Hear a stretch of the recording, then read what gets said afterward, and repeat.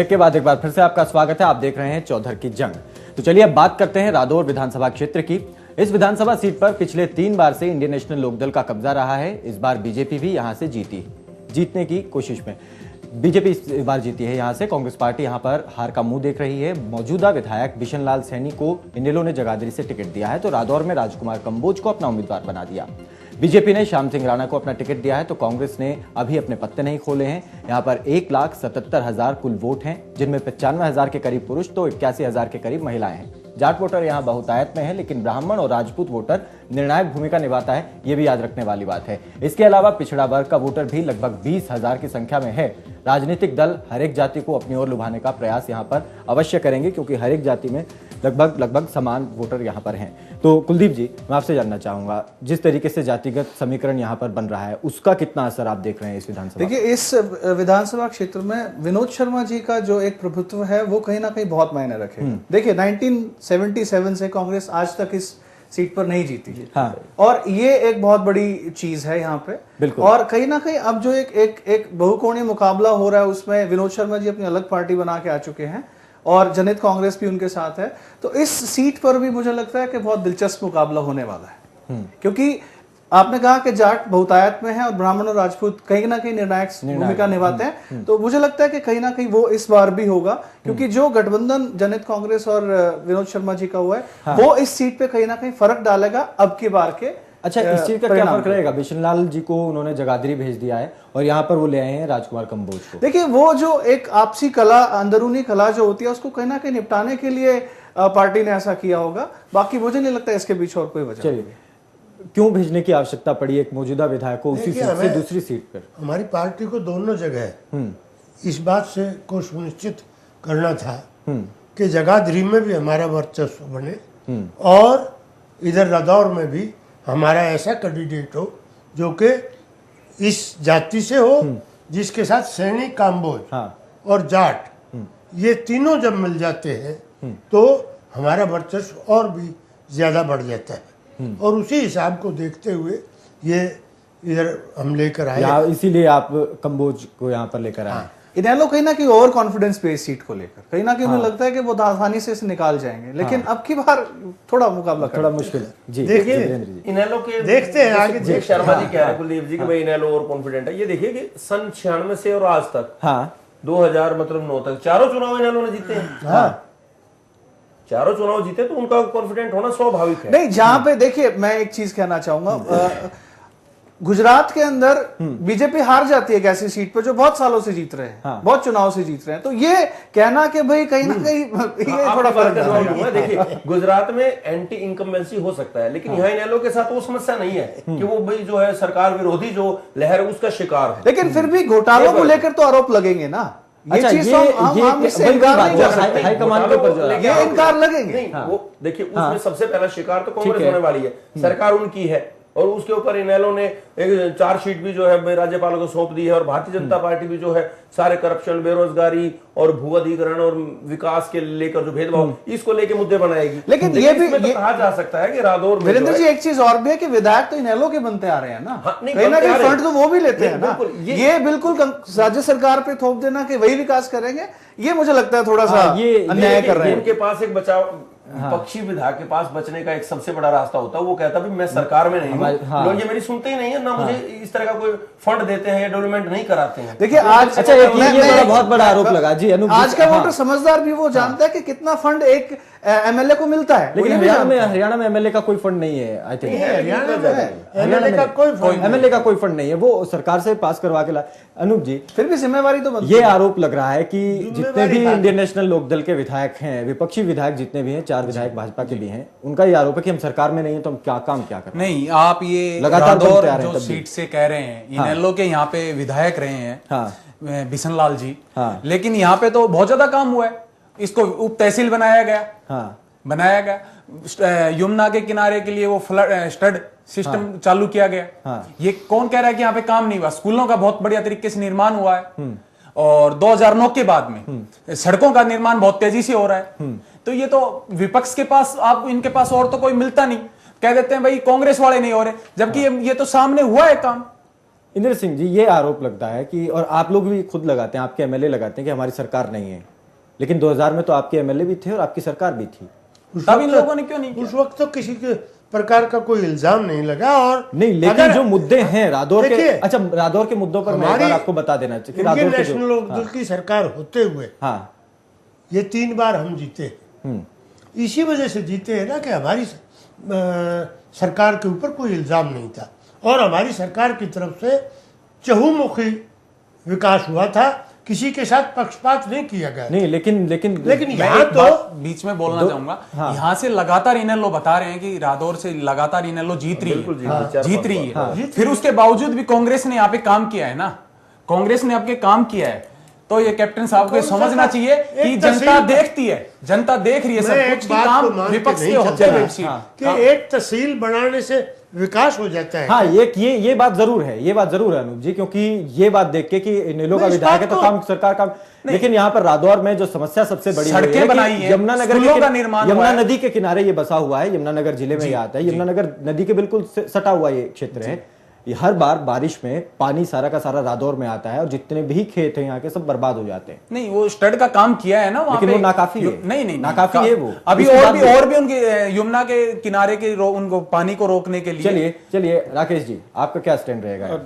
हमने तो भारतीय जनता पार्टी ने श्याम सिंह जी को आप लोगों ने, हमने अपना कैंडिडेट उतारा है मैदान में और हम उम्मीद रखते हैं। और हमारा जनाधार, मैंने आपको पहले बताया कि पूरी लोकसभा में, कुरुक्षेत्र लोकसभा कॉन्स्टिट्यूंसी में हमारा जनाधार बड़ा है। मैं एक अपने सारे पैनलिस्ट को एक और विषय पे ध्यान आकर्षित करना चाहता हूँ कि पिछले 25 साल का विधानसभा का आप ट्रेंड देखिए। जब जब कांग्रेस में बिखराव हुआ या बगावत हुई है तो कांग्रेस ने हार का मुंह देखा है।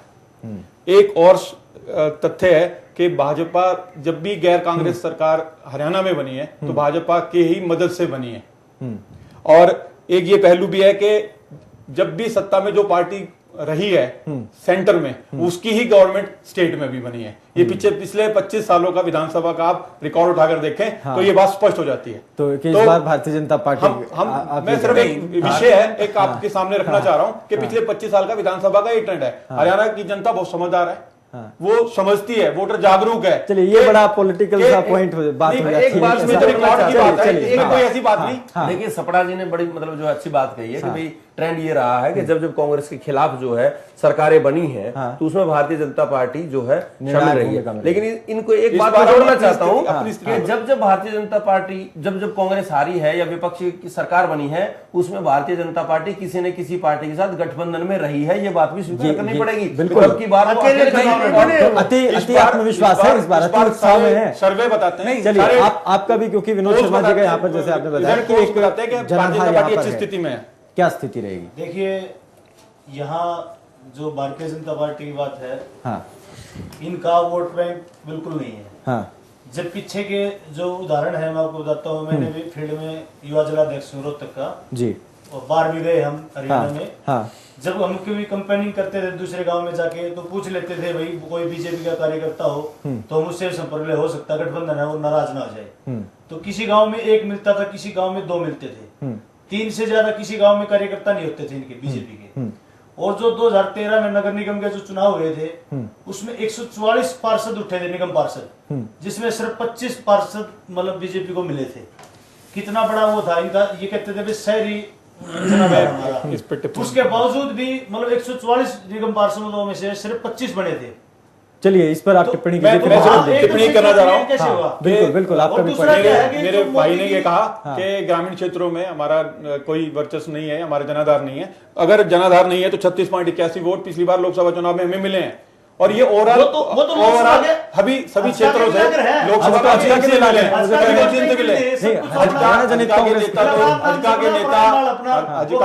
श्री कुलदीप बिश्नोई जी तो अपने आप से बड़ा नेता किसी को मानते नहीं थे। वो तो कहते थे अगर मैं अपना इलेक्शन हार जाऊंगा तो राजनीति छोड़ दूंगा। ये भी कहते थे। आप वो कहते हैं कि जी हमारे को हरवा दिया। ये तो बीजेपी के वोट पर भी वोट डाला, तब ये हालत है। 2009 में इनको 4 सीटें मिली, कुलदीप बिश्नोई को 6 सीटें मिली। जनाधार कुलदीप बिश्नोई का ज्यादा है। अपनी सीटें संभाल कर रख नहीं पाया। नहीं, वो तो एक अलग अपनी सीटें आप संभाल कर नहीं रख पाए। वो तो 4 अपनी संभाल के रख पाए। बात करें जनाधार की और कांग्रेस की बात जहां तक है, कांग्रेस ने क्या किया है, जो असली कांग्रेस होती थी वो चौधरी भजनलाल जी के नाम से होती थी।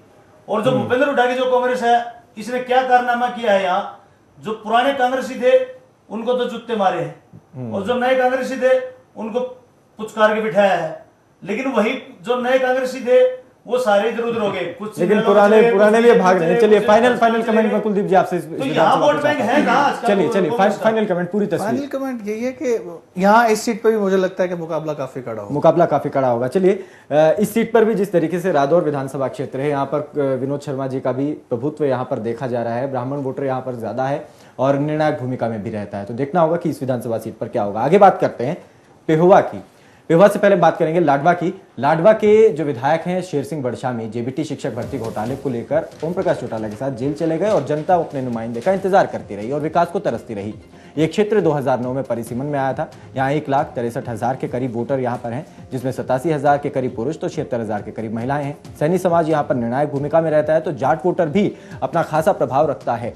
इसके अलावा सभी जातियां यहां पर अपना थोड़ा थोड़ा प्रभुत्व अपना रखती हैं। इनेलो की तरफ से शेर सिंह बड़शामी को टिकट दिए जाने के कयास लगाए जा रहे हैं, लेकिन अगर उन्हें नहीं मिलता है तो यहां से उनकी पत्नी या भाई को उनकी जगह चुनाव लड़ाने की बात भी हो रही है। ऐसा बयान इनेलो की तरफ से आ भी चुका है। बीजेपी ने पवन सैनी को टिकट दिया है तो किसी और दल ने अपने पत्ते नहीं खोले। वीरेंद्र फोगाट जी, क्या तस्वीर आपको नजर आ रही है? क्योंकि शेर सिंह बड़शामी जो विधायक है शेर सिंह बड़शामी जी, वो जेबीटी शिक्षक भर्ती घोटाले के आरोप में जो है जेल में है। इसमें कोई शक नहीं कि वहां उनको नुमाइंदा नहीं मिला, क्योंकि पिछले 2-1 साल से तो जेल में है। और ये देखिए, इस जेल में होने के दोनों प्रभाव होंगे। इसमें ये है कि इनेलो ये चाहेगी कि हम सिंपैथी वोट लें लोगों का, कि हमें जेल में डाल दिया गया, लेकिन विपक्षियों के पास ये मुद्दा होगा कि जब कानून ने, जब कोर्ट ने उनको सजा याफ्ता माना है या सजा सुनाई उनको 10 साल की और जेल में डाला है, हो सकता है कोई ना कोई इसमें जो है आज के दिन वो मुजरिम है, दोषी करार दिए गए हैं, यूनियन के अंडर ट्रायल है, इसलिए वो जेल में है। चलिए, तो इस चीज का जो है खामियाजा इन्हें को भुगतना भी पड़ेगा, क्योंकि विपक्षियों के निशाने पर रहेगी। और दूसरी बात, बीजेपी ने देखिए सबसे पहले उम्मीदवार घोषित कर दिया पवन सैनी को, और सैनी जाति के लोगों का काफी वर्चस्व है वहां। तो पवन सैनी को जो है डोर टू डोर कैंपेन में लगा लीजिए, अपना चुनाव प्रचार करने में इस सीट पे काफी मदद मिलेगी। इनेलो क्या शेर सिंह जी का इंतजार कर रही है आने का?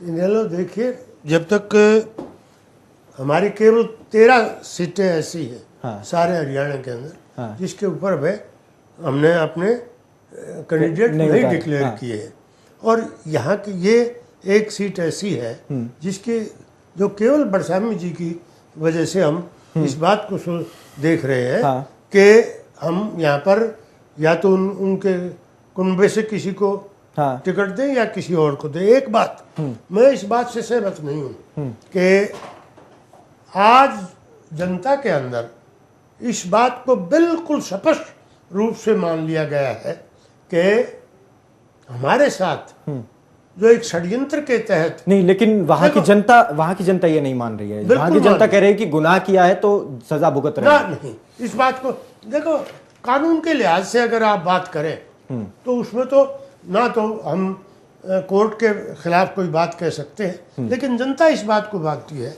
कि कांग्रेस ने षड्यंत्र के तहत इनको फंसाया है। ये तो आप मान के चलना पड़ेगा जी। और इस वजह से हमारे खिलाफ इसके अंदर आपको कोई भी दिक्कत नहीं आएगी। हमारी सीट ये हर हालत में अब की बार में भारतीय जनता पार्टी ने अपना कैंडिडेट पहले ही घोषित कर दिया और इनेलो अभी नहीं घोषित कर दिया। कांग्रेस ने भी घोषित तो इंतजार कर रहे हैं कि शेर सिंह बड़शामी अगर आए तो ठीक है, उनको नहीं तो भाई या तो वो तो उनको कोई विकास कर नहीं पाए, कुछ नहीं कर पाए, वो तो जेल में है। और हमने अपना कैंडिडेट दे दिया है। अब जनता फैसला करेगी। हम पूरी उम्मीद रखते हैं कि डॉक्टर पवन सैनी जी वहां जीत दर्ज करेंगे, क्योंकि कांग्रेस तो कोई विकल्प कांग्रेस पार्टी तो कहीं से भी उम्मीदवार घोषित नहीं कर पा रही है। कांग्रेस पार्टी तो कहीं भी उम्मीदवार अभी तक घोषित नहीं कर पाई। क्या कारण है? हमारी 20 तारीख के बाद अच्छा, इंतजार कहीं ये तो नहीं हो रहा कि जितना भागना है जो पहले भागी जाए? नहीं, ऐसा कोई हमारी पार्टी के जो सच्चे कांग्रेसी थे, जो कांग्रेस से जुड़े हुए थे, कोई नहीं भागा है। जो कांग्रेस की जो स्वार्थी थे, मलाईखोर थे, वो निकल गए। उससे कांग्रेस मजबूत हुई है। उससे मजबूत हुई है गोपाल कांडा जी हमारी कांग्रेस में कभी दे रखा था। उन्होंने सब मुख्यमंत्री के राइट और लेफ्ट हैंड। चलिए, एक विधानसभा के बारे में और बात करनी है। आप वीरेंद्र जी, देखिए, मैं ये कहना चाहता हूँ कि कांग्रेस की जो सीटों का घोषणा होने में देरी, जो मीडिया में छन की बातें आ रही हैं कि जो इनके प्रदेश अध्यक्ष हैं और मुख्यमंत्री जी हैं, इनके बीच में भी कुछ कई सीटों को लेकर टसल है और शायद इसी वजह से जो है ये लेट हो रहा है, और जितना लेट होगा नेचुरली कि नुकसान होगा। चलिए कुलदीप जी, देखिए इस सीट के बारे में मैं ये कहना चाहूंगा कि जो डॉक्टर पवन सैनी की बात यहाँ पे हो रही, तो हम न भूलें कि वहाँ पे एक और बीजेपी के लीडर हैं काका, जिनको बुलाया जाता है। हाँ। और कहीं ना कहीं टिकट के लिए वो कहीं ना कहीं लाइन में थे और उन्हें टिकट नहीं मिला, और ये बीजेपी के लिए थोड़ा सा दिक्कत का रहेगा, क्योंकि हम न भूलें कि सैनी साहब ने यहाँ पे 20,000 वोटों की लीड ली थी लोकसभा इलेक्शन, निर्दलीय चुनाव लड़ने की भी बात कर रहे हैं। और बहुत पुरानी कांग्रेस की कद्दावर लीडर है कैलाशो सैनी, उनका भी कहीं ना कहीं नाम चल रहा है टिकट लेकिन को उनकी लेके। इमेज काफी खराब है, पहले भी वो रही हैं, लेकिन फिर भी वो कद्दावर लीडर कहलाती है, तो कहीं ना कहीं जनाधार तो है उनका। देखिए इनकम्बेंसी फैक्टर आते रहते हैं, ठीक है। देखिए यही भारत की जनता है, जो एक लीडर एक बारी हारता है, दूसरी बारी फिर जीत जाता है। तो अब इस चीज को ना भी भूलें। तो ये सीट पे ये दावा करना है कि भाजपा बहुत आसानी से जीत जाएगी, टक्कर यहाँ भी देखी जा रही है, नहीं लगता मुझे।